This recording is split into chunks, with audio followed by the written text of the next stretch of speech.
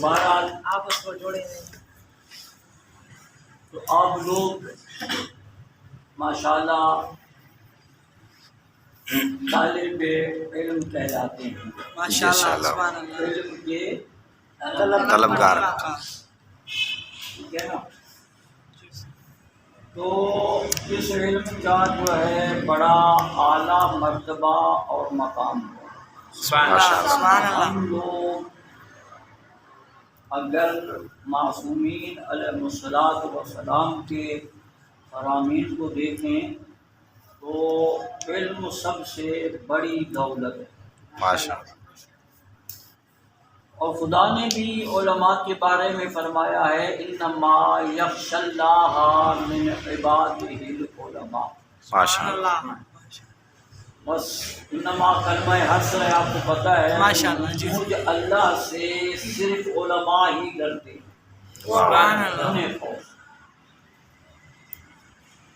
تو اسی طریقے سے علم کے بارے میں بہت سی آیات ہیں، بہت سی جو ہے وہ علم کا مقام بلند کیا گیا ہے۔ جتنے بھی انبیاء آئے سب علم کی تعلیم دینے کے لیے آئے۔ ماشاءاللہ سبحان اللہ بے شک خدا نے انبیاء کو معلم بنا کر بھیجا ہے۔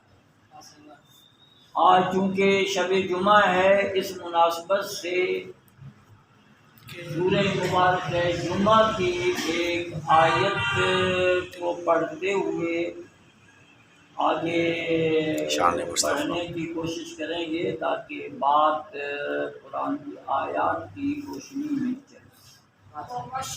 آپ دیکھیں خدا نے فرمایا اپنے نبی کو بھیجنے کا مقصد اور غایت بیان کی، هو الذی بعث فی الامیین رسولا منہم۔ ماشاءاللہ وہ عظیم ذات ہے جس نے امیوں میں رسول بھیجا جو خود امی ہے۔ واہ۔ یتلو علیہم آیاتہ، ان پر اللہ کی آیتوں کی تلاوت کرتا ہے۔ سبحان اللہ ویزکیہم، اور ان کے نفسوں کو پاک کرتا ہے۔ سبحان اللہ ویعلمہم الکتاب والحکمہ، اور انہیں کتاب و حکمت کی تعلیم دیتا ہے۔ کتاب و حکمت کی تعلیم دیتا ہے، یعنی اللہ نے رسول اکرم کو کتاب و حکمت کی تعلیم کے لیے بھیجا ہے، تعلیم دینے کے لیے بھیجا ہے۔ اور مولا کائنات حضرت علی بن اللہم صلی علی محمد میں فرمایا علم کے بارے میں لوگوں نے جب سوالات کیے، اس میں کچھ لوگ مل کر آئے، انہوں نے کہا کہ ہمارا ایک ہی سوال ہے لیکن ہمیں جواب الگ الگ چاہیے۔ ماشاءاللہ امتحان تھا مولا کا، لیکن یہ تو امام بہرے بے قرار ہیں امام۔ دوبارہ انہوں نے پوچھا علم بہتر ہے یا مال؟ اب آپ دیکھیں ہم اور آپ مال کے پیچھے دوڑتے ہیں، لیکن مولا کیا فرما رہے ہیں؟ مولا نے پوچھا، انہوں نے پوچھا علم بہتر ہے یا مال؟ تو امام نے فرمایا علم بہتر ہے، مال سے علم بہتر ہے، افضل ہے۔ پوچھا دلیل؟ فرمایا مال جتنا خرچ کرتے جاؤ گے کم ہوتا جائے گا، علم جتنا خرچ کرتے جاؤ گے بڑھتا جائے گا۔ ماشاءاللہ۔ پھر ایک دوسرا اٹھا، اس نے پوچھا علم افضل ہے یا مال؟ آپ نے فرمایا علم افضل ہے۔ مال جو ہے اس کی حفاظت تمہیں کرنی پڑتی ہے، علم خود تمہاری حفاظت کرے۔ اور پھر پوچھا علم بہتر ہے یا مال؟ آپ نے فرمایا علم بہتر ہے، اس لیے کہ مال والے کے دشمن زیادہ، علم والے کے دوست زیادہ۔ پھر پوچھا کسی نے کہ مولا علم افضل ہے یا مال؟ آپ نے فرمایا علم افضل ہے، مال جتنا پرانا ہوتا جائے گا اس کی قیمت گھٹتی جائے گی، علم جتنا پرانا قیمت بڑھتی جائے گی۔ پھر پوچھا مولا علم افضل ہے یا مال؟ آپ نے فرمایا یہ ٹیپ کا مصرع ہے، بلند مصرع، یہ ذرا غور سے سننا۔ پھر پوچھا علم افضل ہے یا مال؟ آپ نے فرمایا علم افضل ہے اس لیے کہ جن کو مال ملا، کوئی فرعون بنا، کوئی شداد بنا، کوئی نمرود بنا، کوئی قارون بنا،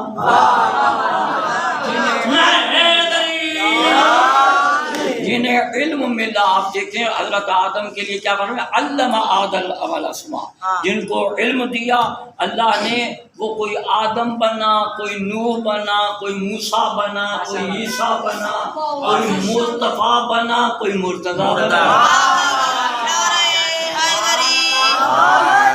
واہ واہ واہ۔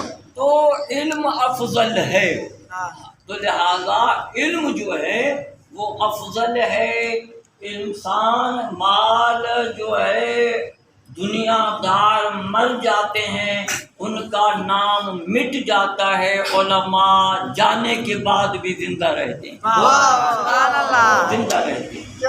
لہذا مولا نے فرمایا ہے کہ قم بعلم ولا تبغ لہ بدلا، دیکھو علم کے لیے کھڑے ہو جاؤ، اس کے عوض میں کوئی اور مطالبہ نہ کرو، اس لیے کہ دنیا فنا ہو جائے گی، علم باقی رہے گا۔ ہمیں علم کے لیے جو ہے جستجو کرنا چاہیے، علم کے لیے ہمیں کوشش کرنا چاہیے۔ فرمایا کہ یا عالم بن جاؤ، یا تو متعلم، یا تیسرے جو ہیں ان سے دوستی کرنے والے بن جاؤ۔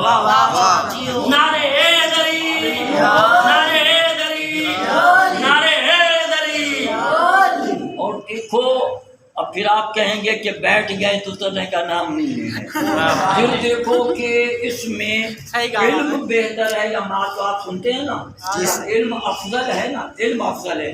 اب آپ دیکھ لیں کہ ویسے تو بہت سی دلیلیں ہیں، لیکن ایک آخری دلیل بیان کر کے ختم کر دوں کہ آپ دیکھ لیں کہ رسول اکرم نے اپنا جو تعارف کرایا ہے وہ بھی علم کے ذریعے کرایا ہے۔ کیا فرمایا، انا مدینۃ العلم، علی کا تعارف کرایا تو بھی علم کے ذریعے، انا مدینۃ العلم وعلی بابها، میں علم کا شہر ہوں، علی اس کا در ہے۔ اور پھر جیسے قرآن کی آیتیں بعض کی تفسیر کرتی ہیں، ایسے یہ حدیثیں بھی بعض کی تفسیر کرتی ہیں۔ اب آگے بڑھ رہا ہوں تاکہ آپ تک بات مکمل ہو جائے۔ تو دیکھیے علم جو ہے، علم اس کے بارے میں یہ فرمایا، دوسری حدیث ہے یہ کہ العلم نور والجہل ظلمت، علم روشنی ہے، جہالت تاریکی ہے، ظلمت اندھیرا ہے۔ علم روشنی ہے اور تاریکی علم روشنی ہے، جہالت اندھیرا ہے، جہالت تاریکی ہے۔ اب پھر اس حدیث کو پڑھو، انا مدینۃ العلم وعلی بابها، میں روشنیوں کا شہر ہوں، علی اس کا در ہے۔ اس در کو چھوڑے گا اندھیرے میں رہے گا، اندھیرے میں دروازہ کھولے گا تو روشنی آئے گی نا۔ تو لہٰذا پھر فرمایا العلم حیات والجہل موت، علم زندگی ہے، جہالت موت ہے۔ پھر اس کو پڑھیے، انا مدینۃ العلم وعلی بابا، میں زندگی کا شہر ہوں، علی اس کا در ہے۔ اور معصوم میں آپ خوش ہو رہے ہیں، مولا خوش رکھے۔ لیکن اور دوسری حدیث جو ہے، بس اب آخری حدیث بیان کر رہا ہوں تاکہ بات مکمل ہو جائے، آپ ٹیپ بھی کر رہے ہیں تو آپ پر فائدہ ہو جائے۔ تو یہ ہے کہ دیکھو، کسی آپ جتنا بھی ہے رسول اکرم کی حدیثیں پڑھیں، طلب العلم فریضۃ، علم کا طلب کرنا فرض ہے، مسلمان مرد اور عورت ہے نا، یہ تمام مسلمان لکھا۔ لیکن پھر اس کے لیے بتایا کب سے کب تک، کب سے کب تک، اطلب العلم من المہد الی اللحد، وہ ماں کی گود سے لے کر قبر کی خامی تک علم حاصل۔ جہاں بھی روشنی وہاں بھی روشنی، قبر میں بھی علم لے کر جاؤ، روشنی لے کر جاؤ، روشنی ملے گی تو آل محمد کے در سے ملے گی۔ سبحان اللہ۔ امام صادق علیہ السلام نے فرمایا کہ بصائر الدرجات کی تعریف کہ نحن العلماء وشیعتنا المتعلمون، علماء ہم ہیں، ہمارے شیعہ طالب علم ہیں۔ لہذا آپ طالب علم ہیں تو علم کے طلب میں رہیں، مال کے پیچھے مت دوڑیں، ٹھیک ہے۔ اور دوسری بات جو میں نے آیت پڑھی، حضور اکرم کو خدا نے فرمایا کہ میں نے تجھے بھیجا ہے، کیوں بھیجا؟ کون سی آیت پڑھی تھی؟ والذی بعث بس فلم میں رسولوں میں نہیں میں نے پڑھی انک لعلی خلق عظیم، انک لعلی خلق عظیم، اے میرے حبیب آپ خلق عظیم کے مالک ہیں۔ واہ واہ سبحان اللہ، آپ کیا ہیں؟ خلق عظیم کے مالک ہیں۔ خلق عظیم کے مالک ہیں۔ اب حضور کی شان ہے کہ خلق عظیم کے مالک ہیں۔ اب عظیم کس نے کہا ہے؟ خدا نے کہا ہے۔ کس کے لیے کہا ہے؟ مصطفیٰ کے لیے کہا ہے۔ مصطفیٰ کے لیے کہا، خدا نے فرمایا کیا آپ خلق عظیم پر فائز ہیں، خلق عظیم کے مالک ہیں۔ یہ عظیم اللہ کے نزدیک عظیم۔ اچھا کسی نے پوچھا تھا مولا علی علیہ السلام سے کہ آپ بتائیں کہ حضور کے خلق کیسے تھے، کیسا کیا تھے؟ تو فرمایا کہ تم دنیا کی چیزوں کے مجھے نام بتاؤ۔ انہوں نے کہا وہ تو بہت ہیں، کیا میں نام بتاؤں گا؟ بھائی دنیا کی کیا چیزیں ہیں بتاؤ؟ بہت ہیں، سب ہیں، کیا بتاؤں گا؟ تو آپ دیکھیے مولا کا کلام ہے امام کا، امام نے فرمایا کہ دیکھو تم یہ نہیں بتا سکتے جس دنیا کے لیے خدا نے کہا قل متاع الدنیا قلیل، میرے حبیب کہہ دو دنیا کا ساز و سامان بہت کم ہے، جسے خدا کم کہہ رہا ہے تو اس کو نہیں بتا سکتا تو میں عظیم کے بارے میں کیا بتاؤں؟